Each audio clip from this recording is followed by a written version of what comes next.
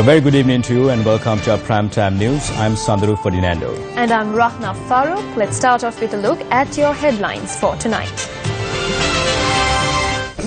Sarath Amunugama appointed as a cabinet minister. Vimal Weerawansa arrested for producing 2 passports released on bail. Over 1,000 billion rupee credit limit required to bridge the government's budget deficit for the year 2016. A pledge to protect children made simultaneously at 10 locations in 3 languages.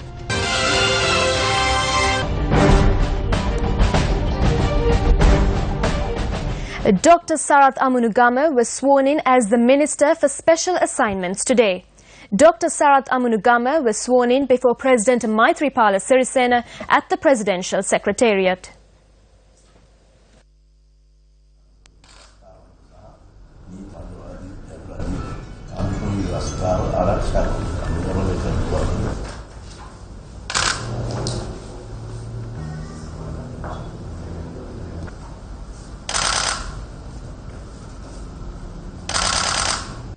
The first phase of the campaign titled For the Happiness of Our Children concluded today following a journey that lasted nearly a month traveling across towns and cities in all districts of the country.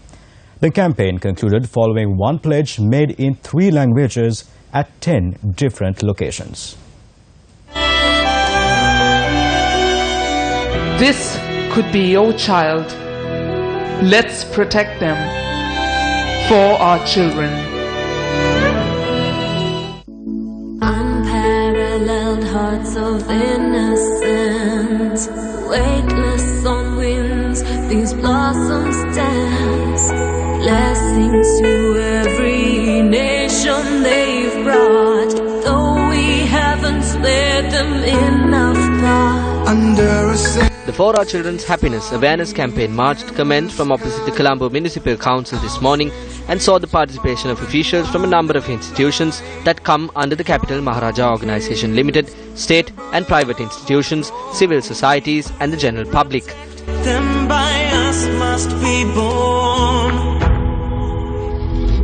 With no comprehension about the power of love, past humanity's where we're headed now. Even those that know I know to show compassion, to destroy our lifeline was its our decision.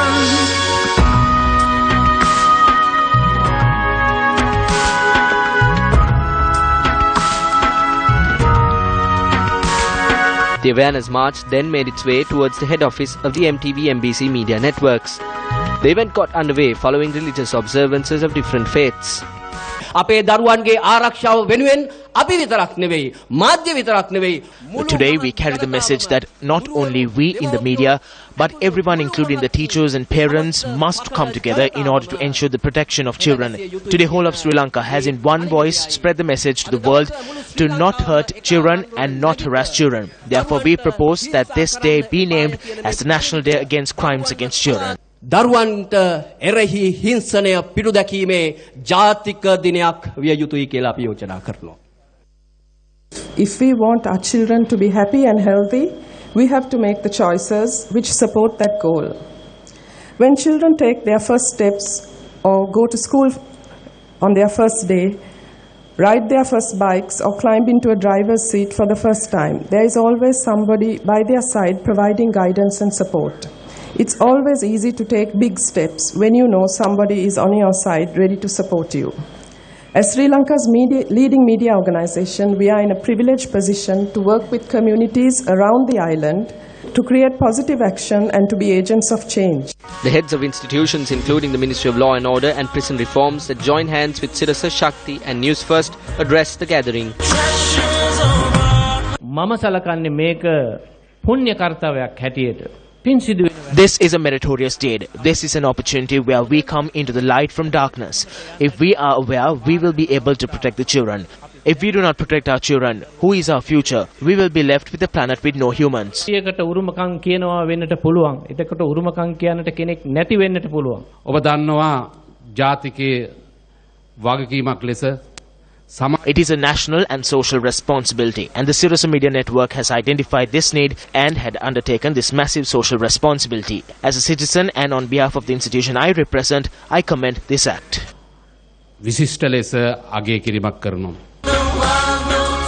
At 10:10 this morning, everyone came together to make the pledge for the happiness of our children.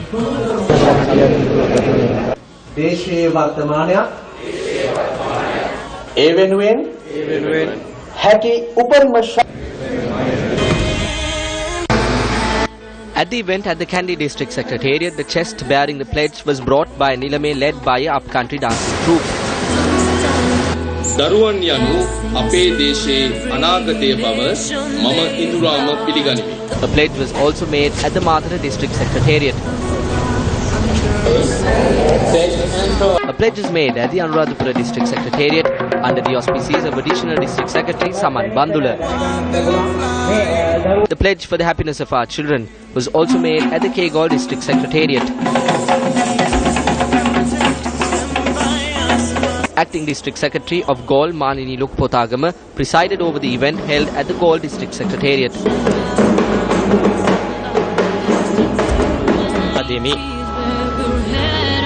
The pledge was also made at the Nuwara District Secretariat to coincide with the main event in Colombo.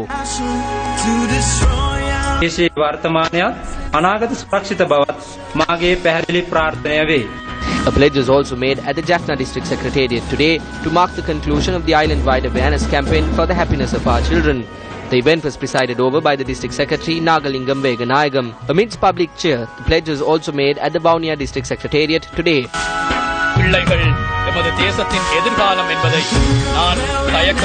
The pledge was made at the Batiklo District to coincide with the closing of the For the Happiness of Our Children program.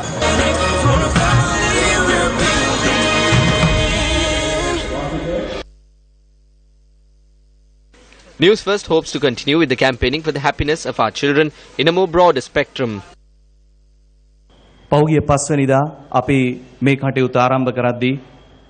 I believe it will not be just for us to not commend those who were with us throughout her journey when we commenced it on the 5th of this month.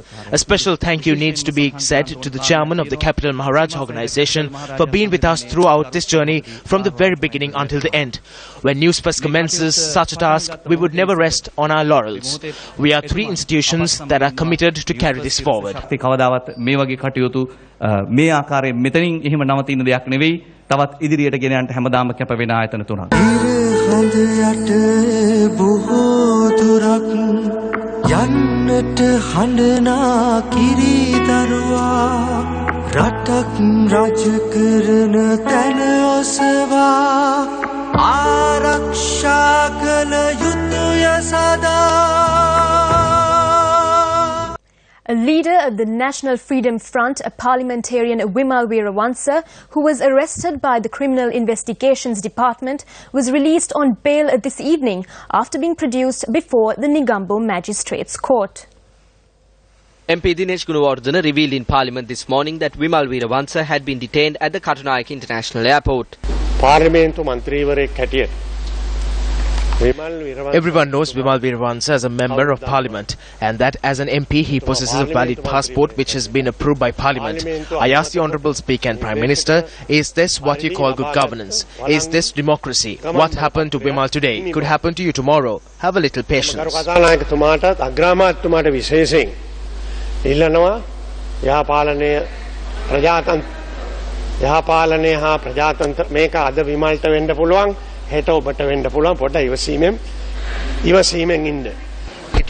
We need to check if he was detained based on a court order. There was no court order last night. But order please. Order please. Order please.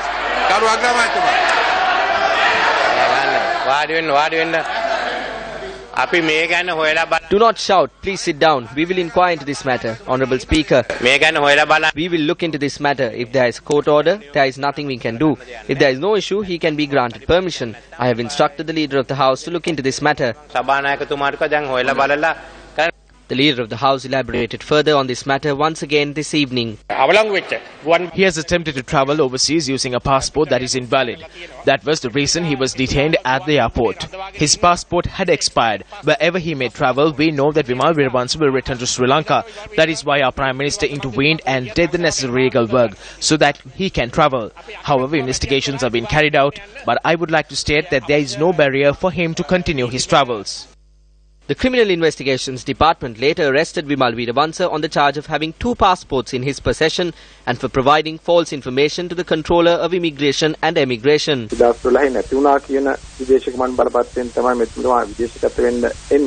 tried to travel overseas using a passport he said he lost in 2012. When you obtain a new passport, the old passport becomes inactive. You cannot travel overseas using an inactive passport. We informed Vimal Weerawansa of this matter and turned him back. However, the MP arrived at the airport this morning carrying a new passport. A suspicion arose as to how he tried to travel overseas obtaining a visa for a lost passport. It was over this suspicion that the CID was requested to investigate into this matter.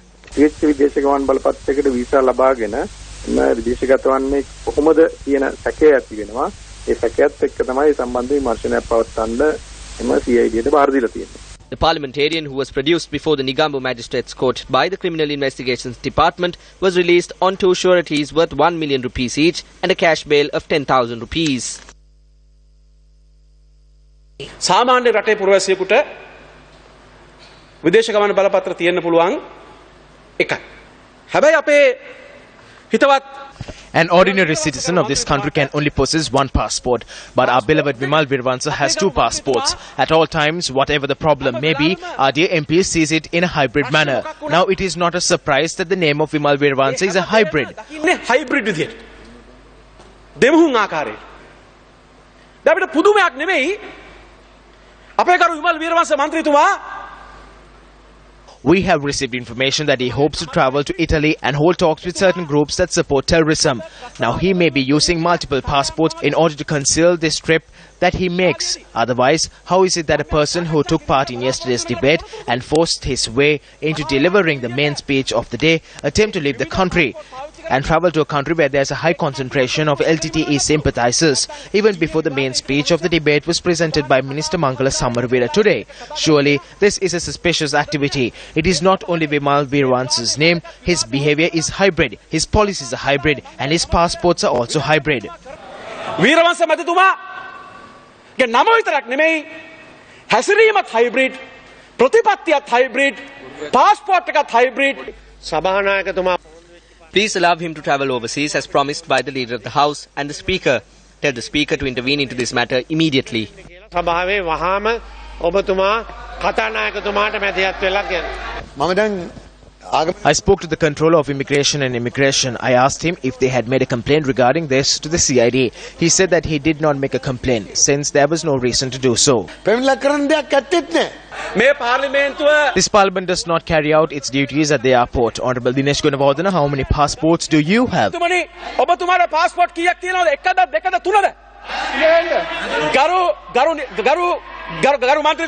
Please do not try to cover the wrong. After committing it, if it is wrong, it is wrong.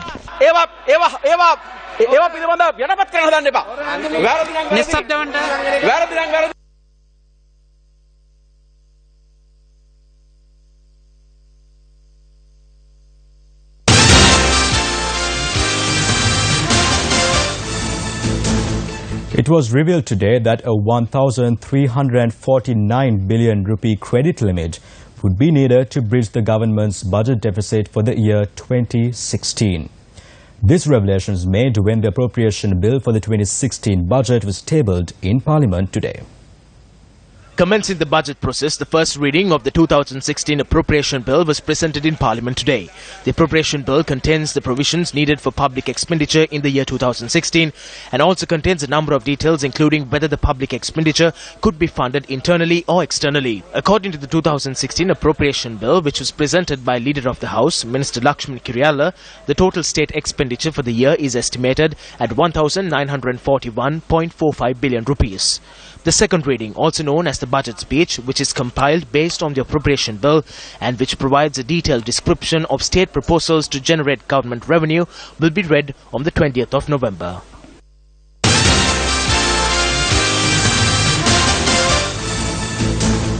The OHCHR report on Sri Lanka, the Udalagama Commission and the Paranagama Commission reports were debated in Parliament today as well.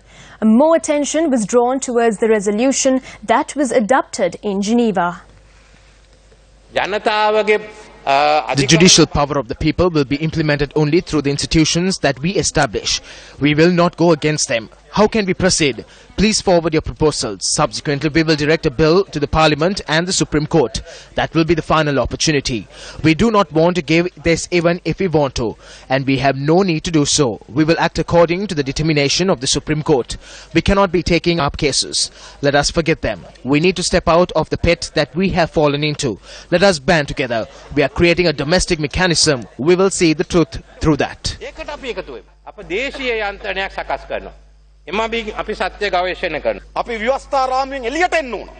We need to step out of the constitutional framework. If we can speak of the issues surrounding the constitution, it means that we can also discuss the issues over the sovereignty of the nation, the independence of the nation and national security. However, who speaks of the people's issues? If an MP is hit on the head when engaging in politics in the north, we need to know about that. The JVP needs to know about it, even if the others try to undermine it. Provide an opportunity and investigate the process by establishing a parliamentary select committee. Do not make external mechanism. KP must be included into the process. Mahinda Rajapaksa, who said that the incidents that took place during the final stages of the war will be investigated under domestic mechanism, did not do it for years. That's why resolutions calling for international investigations were adopted for 3 years. He's the one who dragged us into this pit. The reports associated with the Paranagama report were handed over to the Presidential Secretariat in the first week of August. Why didn't the Foreign Minister take them up to Geneva? Why weren't these facts presented in Geneva to save the country? Where is the LLRC report? Who appointed it? Former President Mahinda Rajapaksa commends the implementation of some of the recommendations in the LLRC report. You cannot deny that. Today it is called hybrid, but back then it was a very different foreign policy. Why was there no foreign policy for the President, another for the Foreign Minister and another for the monitoring MP for the Ministry of External Affairs? The Governor of the Central Bank had another foreign policy. The Gang of Friends had another foreign policy. The secretive groups had a separate foreign policy. Look at the destruction that was caused by the two-way policy.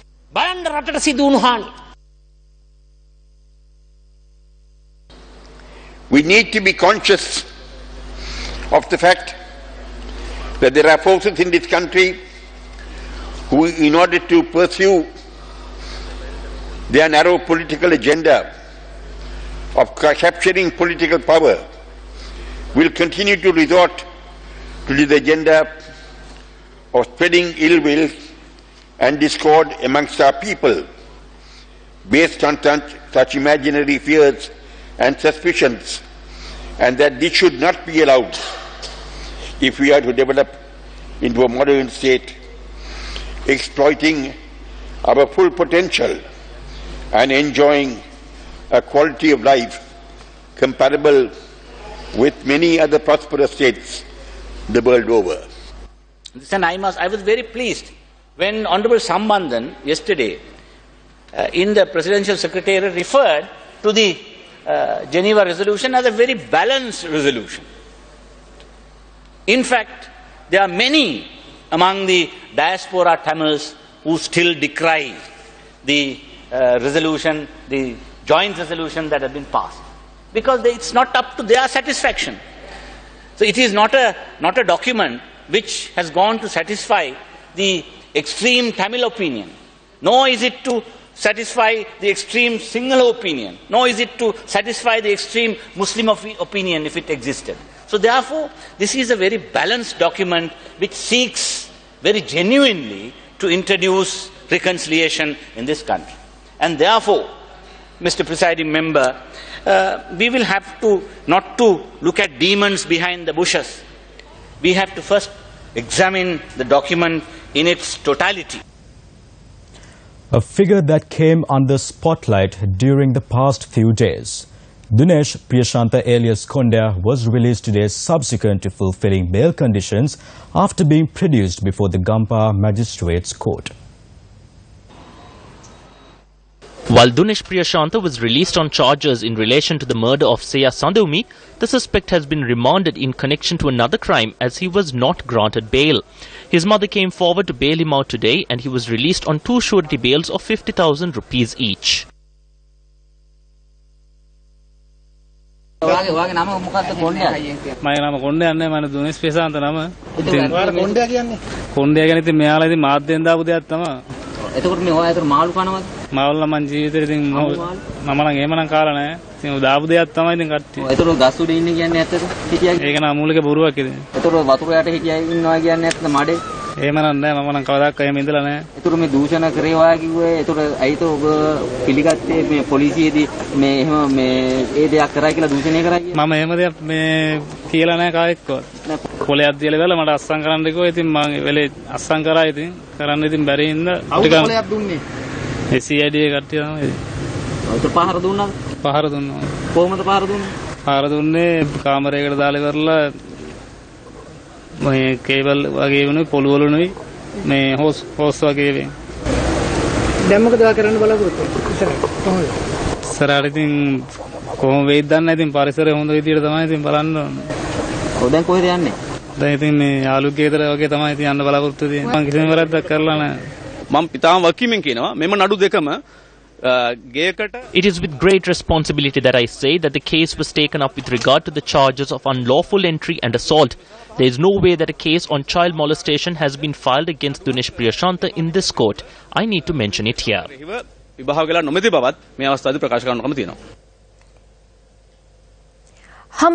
Hambantota Magistrate Isuru Nethi Kumara stated in open court that a DNA report is simply one factor in a case. He stated this when a case on child abuse was taken up today. The chief suspect in the case where 4 underage girls were sexually molested in the Ranmuthuvava Surya Vava was produced before the Hambantota Magistrates Court today. The magistrate rejected the request for bail made by the attorney at law representing the suspect, stating that cognisance must be given to the public opinion. The magistrate, who ordered the police to conduct a comprehensive investigation into the matter, stated that the suspects will not be released based on the fact that the DNA report does not match. The chief suspect was remanded till the 6th of November and one of the children was placed under the custody of the Moratua orphanage. The magistrate ordered for the other 3 girls to be handed over to their mothers under 3 separate bonds of 1 million rupees each and added that the father's appearance in court is mandatory. Secretary of the Tamil Makkal Viduthalai Pulingal, also known as TMVP, Poobalapillai Prashantan, was arrested today. Police media spokesperson Ruwan Gunasekara stated that he was taken into custody with suspicion that he was involved in a double homicide that had taken place on the 13th of December 2008. The suspect was remanded until Monday after he was produced before the Batticaloa Magistrates Court. The 36th edition of the Gamata Krida program, a sports-first initiative was successfully held at the Christ King College in Jaila today. Over 500 sportsmen and women from 5 different schools took part in the program. The initiative carried out by Sports First was held under the auspices of former captain of the Sri Lankan cricket team and Minister Arjuna Ranatunga. A number of national and international coaches for cricket, athletics, volleyball, football, netball, badminton and wrestling were also present at the event. I remember when I was speaking to the chairman of the Maharaja organization, Mr. Raja Mahindran, about this, he agreed to extend his fullest support. We started with cricket and then we realized that there are children interested in other sports too and that they should be given an opportunity.